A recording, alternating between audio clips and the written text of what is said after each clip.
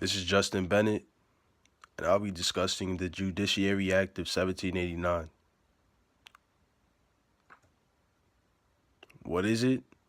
The Judiciary Act of 1789 is officially titled An Act to Establish the Judicial Courts of the United States. It is actually one of the first acts of Congress. The Judiciary Act of 1789 constituted a settlement by agreements between those who wanted the federal courts to exert full jurisdiction under the Constitution and those opposed against lower federal courts. The act acknowledged the authenticity of the state courts and protected individual rights. At the same time, it also guaranteed the domination of federal judiciary. Broadening the jurisdiction of the circuit courts to cases where residents were of different states increased the importance of the federal courts immensely.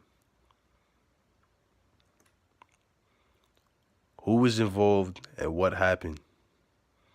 On the 7th of April, 1789, after having its first gathering, the Senate nominated a committee consisting of one senator from each of the 10 states to draft the federal system. Oliver Ellsworth of Connecticut obtained the maximum number of votes for this assignment, and he was elected as the committee's chairman. By the end of May, Senators Oliver Ellsworth, William Patterson, and Caleb Strong had formulated an elaborate and complex proposal. Senators Oliver Ellsworth and William Patterson remained to be the principal drafters of the act. Before questioning the bill, the Senate sent out printed copies and wanted approval and the views of the constituents, especially among the professional judicial community. It was signed into law by President George Washington on September 24th, 1789. Significance. With the implementation of the Judiciary Act, the number of justices in the U.S. Supreme Court were determined as 6. With the growth of new circuits, the number of justices increased in the circuit courts. By 1863, the number of justices on the Supreme Court has exceeded to 10. In 1866, Congress reduced the number of justices to 7.